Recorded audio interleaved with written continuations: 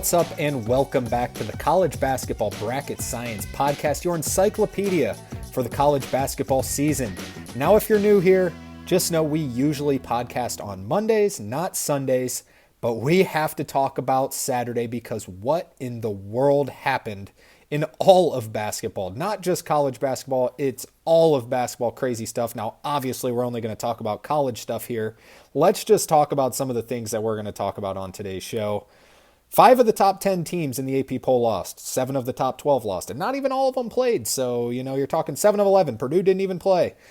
Coach Cal, the biggest story of yesterday, goes back to Rupp Arena at Kentucky with a 1-6 in the SEC Arkansas team and just dominated his former employer and former team at Kentucky. We're going to talk about that. We're going to talk about 2 primetime games that featured big ejections. One of those including Caleb Love, one of the biggest names in the sport, where he got headbutted. A coach was outwardly beefing with Caleb Love after the game. We had some crazy quotes to talk about. We'll provide some clips from just what in the world was going on with Bobby Hurley. We had a rematch of a game that happened earlier in the year with a 50-point flip. Kansas got beat by 30 in the second half in the game, and we haven't even talked about Duke versus North Carolina yet, which is the biggest rivalry in sports. And then, of course, the huge news that took the world by storm, Luka Doncic is traded with Anthony Davis. We're not going to talk about that because we're a college basketball podcast, but that just goes hand in hand with what in the world happened in the sport of basketball on Saturday. So we're going to talk about all these college things on the show. Of course, we're going to provide some bracketology. We're just going to talk about the top 5 seeds because just about every 2 through 4 seed lost. So there is some crazy happenings.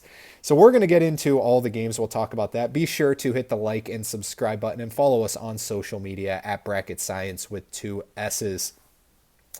All right, I think the place to start has to be at Rupp Arena, where John Calipari and the 12-8, 1-6 in SEC Arkansas team went to Kentucky and honestly just put a beat down on them. Now, Kentucky got off to a hot start immediately, but Arkansas led it the half. Ended up winning 89-79, led by, double figures late in the game for a while. And all 5 players on Arkansas in double figures in this game.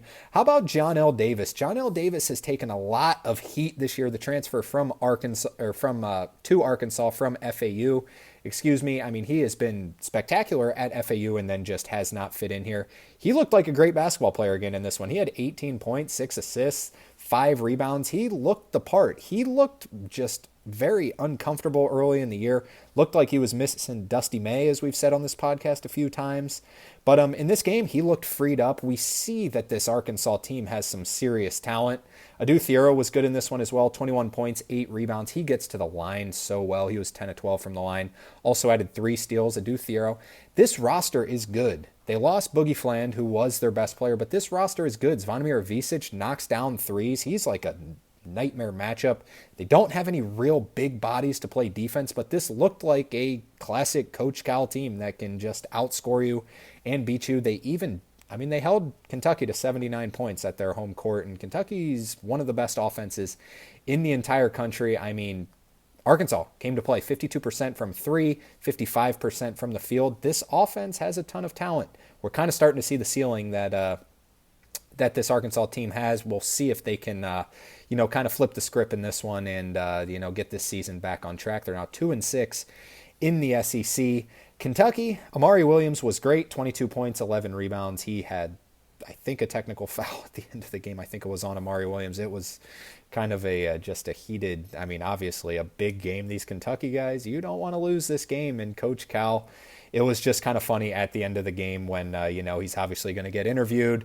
And it's just in classic Coach Cal form. He's in the middle of the interview and just starts yelling at his team, specifically John L. Davis, because they were celebrating as they should be. They went into Rupp. It was the most anticipated game, not just in these two for these 2 team seasons, probably in all of college basketball this year. And Arkansas goes to Rupp and gets a victory. Pretty impressive stuff there. I got a question on what does this mean for Arkansas in terms of the bubble picture. It definitely helps. So coming into SEC play, there's a couple of these teams like Arkansas, Texas, Georgia, Where if you go 8-10, the SEC only plays 18 games. If you go 8-10, these teams are going to get in. Even like Missouri was in that conversation, but Missouri's even better than we expected. We'll talk about them here in a little bit. But some of these teams, like if you go 8-10, you're most likely going to get in. Arkansas off to a 1-6 start. That's not good. They're not leaning towards the tournament. But when you pick up a road win like this brings in the possibility of if you go 7-11, then maybe you can sneak in. Oklahoma also one of those teams, by the way. If you go 8-10, they're looking solid as well. But so like they have that win. Arkansas has a win over Michigan on a neutral floor. They have a win at Kentucky.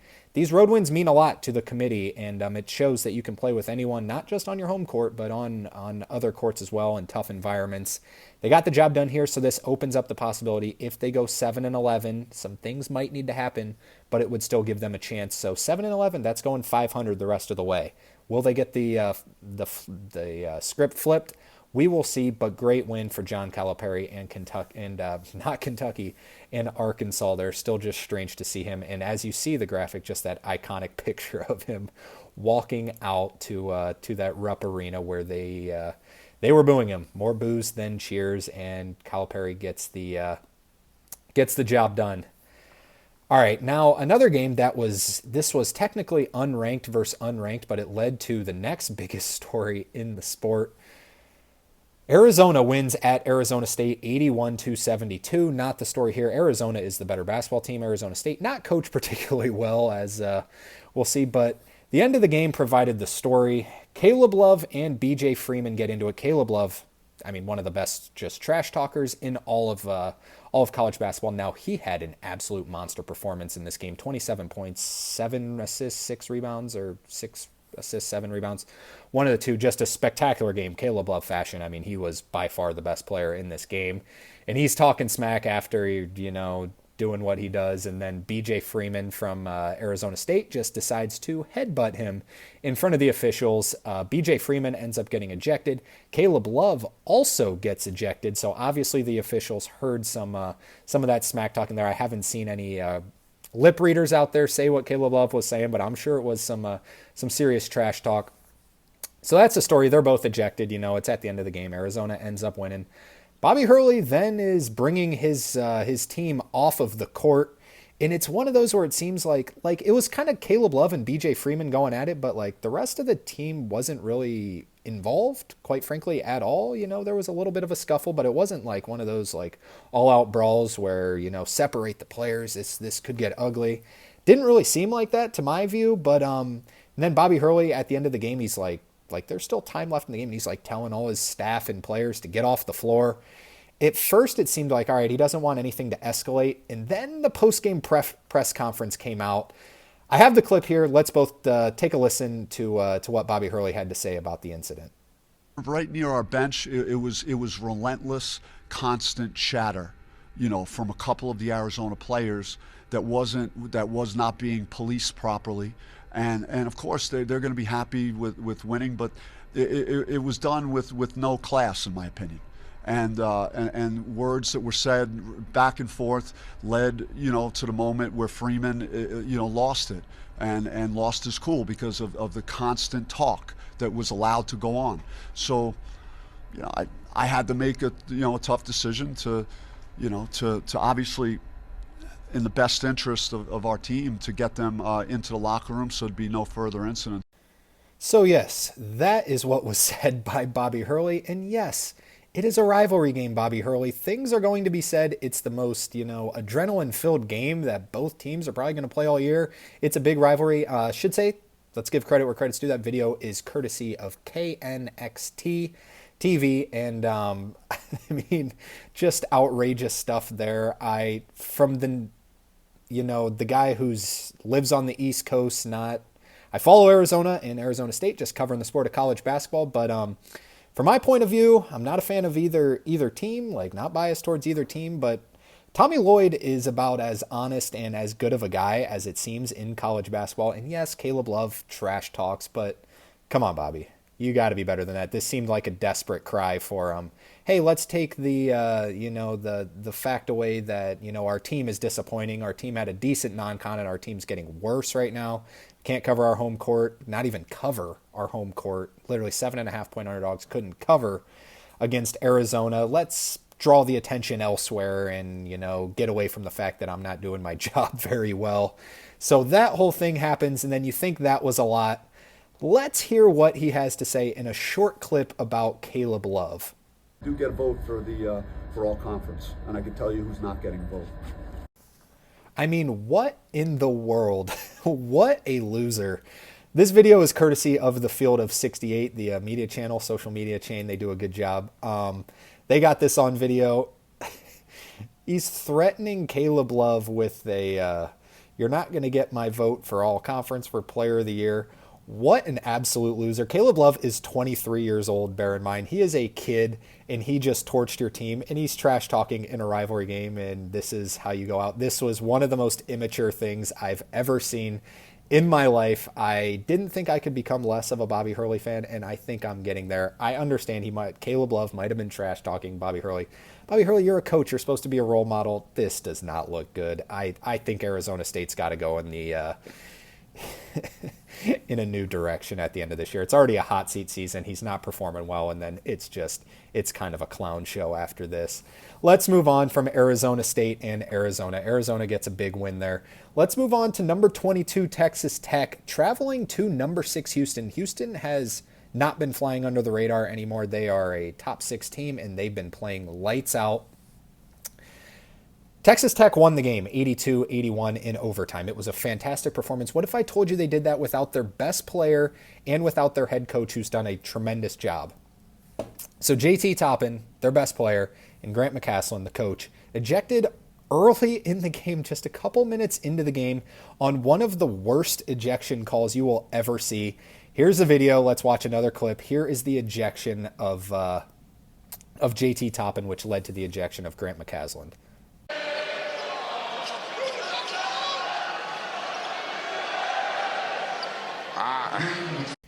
So yeah, that is it. I mean, you're going to make a pass, you try and put a little oomph on it, you use your legs, and it happens to kick the opposing player in a spot where you don't want to be kicked. But is this worthy? I mean, it's unintentional. I mean, I understand some people have been going on social media saying, well, this is the rule. I promise you, if they would have called this a flagrant one, they would have gotten no heat from it, because it was obviously it wasn't intentional. He was purposefully, Draymond Green kicking him in a rough spot there. But I mean, this was just a horrible call. Texas Tech's athletic director ended up coming out and saying, releasing a statement mid-game, I am so deeply disappointed in these officials. He goes and goes on to say that he reached out to the Big 12 commissioner already, saying how just horrible of a job this is. And I mean, it was just absolutely wild. I mean, it's a horrible call. You cannot make that call.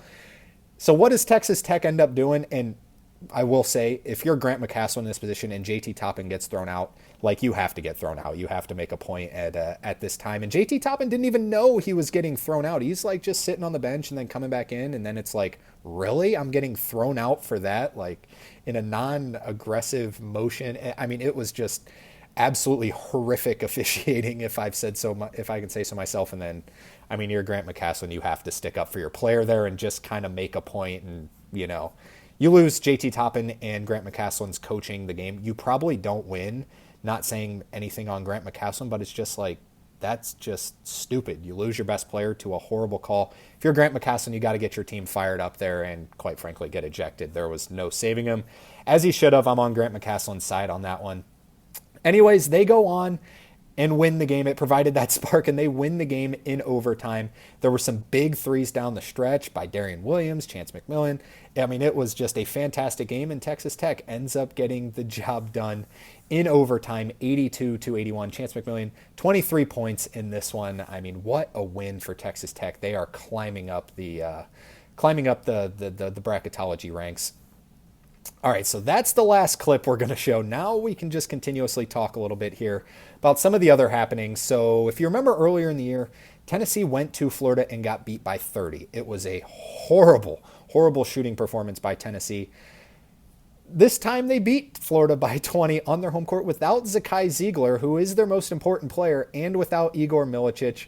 Final score, Florida 44, Tennessee 64. What in the world? Jordan Gainey stepped up big. He got put into that point guard position with Sakai Ziegler out. He had 16 points in this one. Really just, led the offense. Their defense was just, you hold Florida, number 3 team coming in offensive efficiency at KenPom to 44 points. You do a heck of a job. Great job there by Tennessee. Tennessee, 50-point flip in that one. Great win. Tennessee, we'll talk about them here in a second in our bracketology. This boosted them a ton because everyone else was losing. Another surprising result. Kansas loses to Baylor 81-70. Kansas led 40-21 at the half. Do the math. Baylor beat them 60-30 in the second half. 60-30. They doubled them up. They scored 60 points on this top 10 defense for Kansas.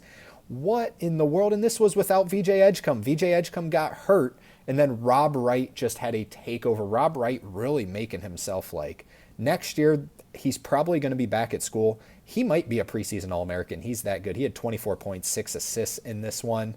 What an absolute collapse by Kansas. Remember, Kansas just collapsed the other day against Houston at home, and then they collapsed maybe even in worse form here.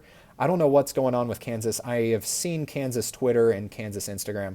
These fans desperately want, Dickinson, KJ Adams, and DeJuan Harris to just kind of graduate and move on. Hunter Dickinson actually was good in this game. Norchad Omier was also fantastic for Baylor, but big win for Baylor here. Baylor was, sliding a little bit, but this is a big win for the Bears. Also in the Big 12, maybe the most surprising result of the day, 16.5-point underdogs, Kansas State, who came into the game 9-11, goes to Hilton where no one wins and beats Iowa State, the number 3 team in the country, 80-61. An absolute blowout. Coleman Hawkins, say what you want about him. The team is they're not near the bubble conversation. He had a fantastic game, 17 points, 7 rebounds, 4 assists. It was Kansas State the entire way in the second half. Great job by Jerome Tang and company there. Iowa State's got maybe the best home court in the country. It's debatable, but Kansas State goes in there. They're playing better as of late, but weird result there. So following this just complete mess in the Big 12 with, Texas Tech, Houston, Arizona, and Iowa State still there, leads to the question, who's the best team in the Big 12? I posted a poll on our Instagram, just who is the best team in the Big 12? Houston, Iowa State, Texas Tech, Arizona. I don't think you can really say Kansas or Baylor, right?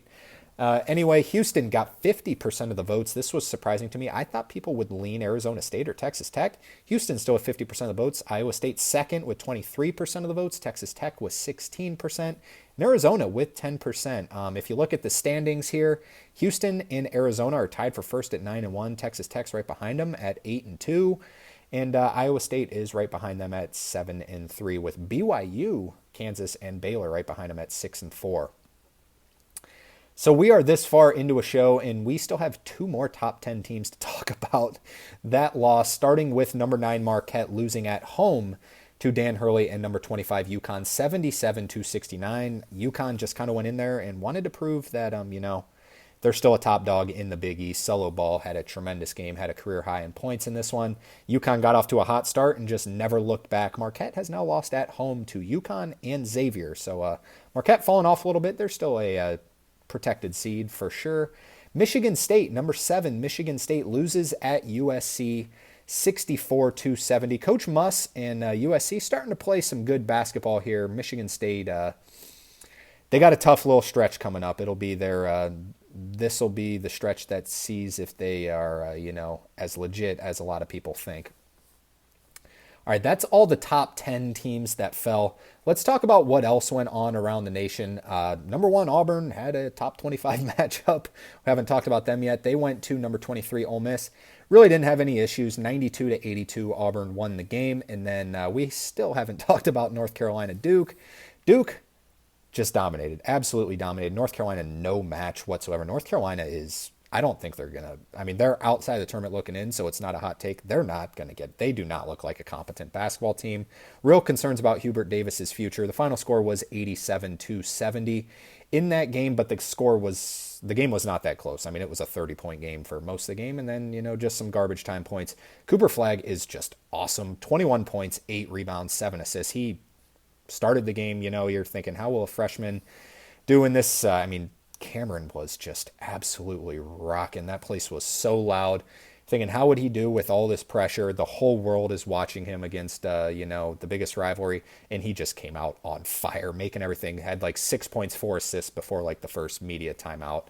It was ridiculous. He just took off. Him and Jonai Broom, year two. It's a two-man race for Player of the Year. Cooper Flagg does have a significant lead. In the Auburn win over Ole Miss, Jonai Broom added 20 points and 12 rebounds. It is those two, and quite frankly, it is those two teams against the rest of the NCAA. We're setting up for a Duke-Auburn rematch as of right now in the national championship game, because I think that these are going to be your top two seeds come March. Now, right now, I will spoil it. I have Alabama ahead of Duke in terms of resume and who would be the second overall number one. But obviously, Alabama and Auburn are going to have more chances to lose than Duke is going to in the ACC. So I think it's going to end up being Duke and Auburn as your top two seeds in March Madness. So if they match up and we get kind of, back in 2021, Baylor and Gonzaga played each other. They were the two best teams in the country, and they met in the championship game. And obviously last year, Purdue and UConn, the two best teams in the country, met in the championship game. We're starting to get a little trend. Can Duke and can Auburn do that? Because they are without a doubt the two best teams in the country right now. We already talked about Kansas State and Iowa State. Number 4, Alabama, who we just mentioned, did dominate Georgia 90-69. Georgia falling off a little bit. Georgia in danger zone right now. Don't lose too many more. They're starting to Georgia had such a good non-con where they're in the conversation with, like, I think Georgia and Oklahoma, if they go 7-11, they'll get in because they had a slightly better non-conference than Texas and Arkansas. But all four of those teams kind of in the same boat. We already talked about some of these other top 10 teams that fell. Let's talk about Texas A&M going to South Carolina, picking up a win, 76-72. Texas A&M flying under the radar. We'll talk about them in the bracketology. You might be surprised where they're ranked in the bracketology right now. Their resume is fantastic. One of the more surprising games in my boat, number 20 Missouri went to number 14 Mississippi State and beat them 88-61. It was just complete domination. Mississippi State, I'm starting to fade on a little bit. This, first off, let's give credit to Missouri. Missouri has just turned around their season in such a crazy way. Caleb Grill was awesome in this game. They're 6-2 in the SEC. Mississippi State's now 4-5 in the SEC. It just kind of seems what Mississippi State is. They're a middle of the pack, 7-8 seed just about every year. And then, quite frankly, they usually lose in the first round. They were 11 seed a couple years ago and lost in the first 4 in a heartbreaker. But Missouri's better. Missouri is the better basketball team than Mississippi State. I can say that. I said it on one of the previous podcasts when Mississippi State won at home against Ole Miss.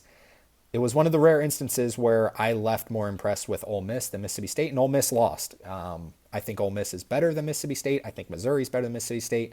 Mississippi State's a middle-of-the-pack SEC team for me right now. St. John's and Rick Pitino held off Providence barely 68-66 thanks to a Kadari Richmond last-second shot. This is important because St. John's now in sole possession of first place in the Big East. Number 17, Wisconsin, won at Northwestern, 75-69. The story, unfortunately, for Northwestern, Brooks Barnheiser out for the season with an injury. That's a tough loss for Northwestern. Number 21, Louisville lost at Georgia Tech. Kind of a surprising result here. We talked on the last podcast about how easy Louisville's upcoming schedule is. You shouldn't lose at Georgia Tech, but they did. So it's Duke. Duke is going to win the ACC. No surprise there. Number 24, Vanderbilt went to Oklahoma and got slaughtered 97-67. Vanderbilt, a good team. Oklahoma, fantastic performance in this one. Now, we haven't even got to one of the biggest games of the day. Gonzaga and St. Mary's, 11 o'clock tip. St. Mary's controlled pretty much the entire way and took down Gonzaga 62-58. They have a 3-game lead over Gonzaga. St. Mary's, hopefully you got them at they were plus 1,000 to win the WCC just a couple weeks ago, or hopefully you didn't wait too long and get them at plus 200 like I did. But St. Mary's looks like they are going to win the WCC this year. Kind of a weird fall off this season for Gonzaga. They were really good to start the year, and they're on the bubble. They are legitimately they're in, but they are on the bubble. They're not safe at all. They are not near a lock right now. A game I did not expect to see coming, and it happened. New Mexico went to Utah State and dominated them, 82-63. Donovan Dent is awesome. Donovan Dent is he's the Mountain West Player of the Year, no doubt in my mind. I thought coming into the game, Utah State was a better basketball team because maybe I've just caught New Mexico on some bad games. So every time I watch them, I just leave not really impressed. This is a huge win. Obviously, a tough environment. These are your top two teams in the Mountain West, and to go there and beat them, New Mexico, they're probably going to win the Mountain West. Great job by Richard Pitino there. Now, a battle of bubble teams. BYU goes to UCF. This is a significant result. It flew under the radar, but BYU goes to UCF and wins 81-75. UCF I had as second to last team in, maybe, and BYU I had as the second team out. This probably flips them. This honestly probably flips them. Great win there by BYU. We talked about them in the Big 12 standings. They're 6-4. Good job. Michigan went to Rutgers. Rutgers did not have Dylan Harper, but Michigan squeaked out a win 66-63. Another very bubbly game that flew under the radar. Pitt went to Wake Forest. Wake Forest got the job done 76-74. Wake Forest playing much, much better as of late. Creighton went to Villanova and beat them 62-60. What a job Greg McDermott has done at Creighton this year. They lose Pop Isaacs. I hate to, hate on college players, but I came into the year a little lower on Creighton because of Pop Isaacs. I didn't think he was really, he was so inefficient last year at Texas Tech. Thought him coming here might not fit too well. It didn't when he was playing, and then he got hurt, and you hate to say it, but the team seemed to have kind of gotten better. Jemiah Neal has really stepped up and played a lot better. Stephen Ashworth and Kalkbrenner, we know what they are. They're awesome. And Creighton looks like they're going to go dancing again this year. Texas won at LSU 89-58. Texas seemed to be turning a corner a little bit here. And then we already talked about the Arizona State game. So we're not going to talk about any of the Sunday results because we're recording this about 11 o'clock on Sunday. The big one today, Ohio State's going to number 18 Illinois. So that might influence a few things. Both teams solidified in the tournament right now. Ohio State about a 10 seed, Illinois hovering on the 5-6 line. Speaking of bracketology, let's talk about our top 5 seeds. A lot changed. Auburn is still number 1. Alabama's number 2 because of their just crazy quadrant wins. Duke as the third 1 seed. Those 3 are pretty much solidified as 1 seeds right now. Tennessee, I had them as the first 3 seed. They jumped to a 1 seed after the win over Florida. Florida still the first 2 seed. Purdue as the second 2 seed. Houston I still has as the third 2 seed. They are still third in the net. And then Texas A&M I have as the third number 2 seed. Let's talk about Texas A&M's resume real quick because this team's flying under the radar. So they're 14th in the net. That talks about 3-4 line. But in quadrant 1, they're 7-5. Only Auburn and Oregon, believe it or not, have more quadrant 1 wins than Texas A&M. They're 5-0 in quad 2, so 0 losses outside of the first quadrant. 4th in wins above bubble. This team is flying under the radar like crazy. Remember they lost opening night at UCF. Since then, they have been absolutely awesome. I have them solidified as a 2 seed right now. Iowa State dropped to the first 3 seed. That loss to Kansas State was a quad 3 loss. If you look on the NCAA, the website where it labels all the quadrant losses, there's no teams that are, ranked as high as Iowa State with a quad 3 loss. So this definitely bumps them a little bit. They're solidified as about a 3 seed right now with that quad 3 loss, 10th in wins above bubble, 7th in the net, right about a 3 seed metrics. Next 3 seed is Marquette. Now Marquette's ranked a little bit worse in the in the net. They're 18th, but they are 8th in wins above bubble. They are 11-4 in the first 2 quadrants, 5-2 in quad 1. That's a really good resume. Just different resume than Iowa State. A little bit lower ranked by the computers, but a little bit better in the quadrant system. The next 3 seed, Michigan State. That loss at USC was only a quad 1 loss, And then Kansas State, in one of the rare instances, Kansas and Kentucky had very similar resumes. I leaned Kentucky in the resume aspect before Kansas. And then Kansas lost a quad 1 game yesterday, and Kentucky lost a quad 2 game to Arkansas. So that ended up flipping them, a weird instance where Kansas loses and jumps them in seed line. So Kentucky as the first 4 seed, Wisconsin as the next 4 seed, Texas Tech as the third 4 seed. Now they're their quadrant wins aren't as spectacular as some of the others. 4-2 in quad 1, pretty good. 2-2 in quad 2, not so good. They're 17-4 overall. They're 8th in the net. They're highly ranked at KenPom, Torvik, and the net. That's what's carrying them up to a 4 seed. In the complete opposite resume of Texas Tech, who's really good in the quadrants but does not have good computer numbers, is Oregon. Oregon, as mentioned, has the second most quadrant 1 wins. They're 8-4 in quad 1, 1-1 in quad 2. 9th in the country in wins above bubble, but 33rd in the net. So that has them down at a 4 seed.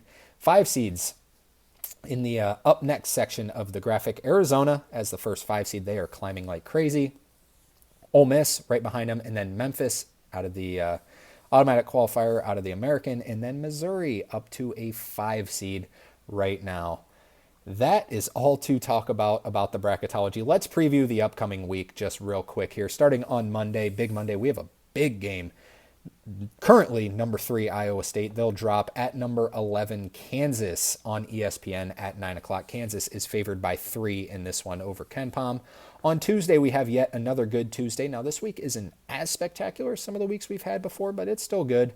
Battle of the top of the Big East at 6:30 on FS1. Number 9 Marquette travels to number 15 St. John's. St. John's is favored by 3 in this one at home. At 7 o'clock on the SEC Network, number 24 Vanderbilt goes to number 5 Florida. Florida's favored by 14 via KenPom. I think they're going to blow out Vanderbilt in this one, quite frankly, though. But Vanderbilt has proven a lot of people wrong this year. We'll see. At 7 o'clock on ESPN, will Kentucky rebound? Number 12 Kentucky travels to number 23 Ole Miss. Ole Miss is favored by 4 at KenPom in that one. At 9 o'clock on Peacock, Indiana travels to number 17 Wisconsin. Wisconsin's favored by 10. If you'd have told me early in the year, before the season started, that Indiana traveling to Wisconsin would be a 10-point spread Wisconsin's favor, I would have said you're crazy. It is just, what is happening at Indiana? My goodness. Should mention, Indiana did lose at Purdue. I mean, not a real surprising result, but they kept it kind of close on Friday, kind of overlooked because of the crazy Saturday. But this game's at 9 o'clock on Peacock. They have an opportunity to, pick up a huge win as a 10-point underdog, but with Mike Woodson as a coach, I wouldn't count on it. At 9 o'clock on ESPN2, Baylor coming off a big win. Great comeback win. Travels to number 22 Texas Tech, also coming off a tremendous win. Texas Tech favored by 7 at KenPom in that one because they're ranked so high in that one. At 9 o'clock on the SEC Network, Oklahoma travels to the number 1 team in the land, and Auburn favored by 15 at KenPom. They are awesome. At 10 o'clock on Peacock, I think the Big Ten is kind of flying under the radar this year, and I blame a lot of it on Peacock. Why are there so many games on Peacock? My goodness.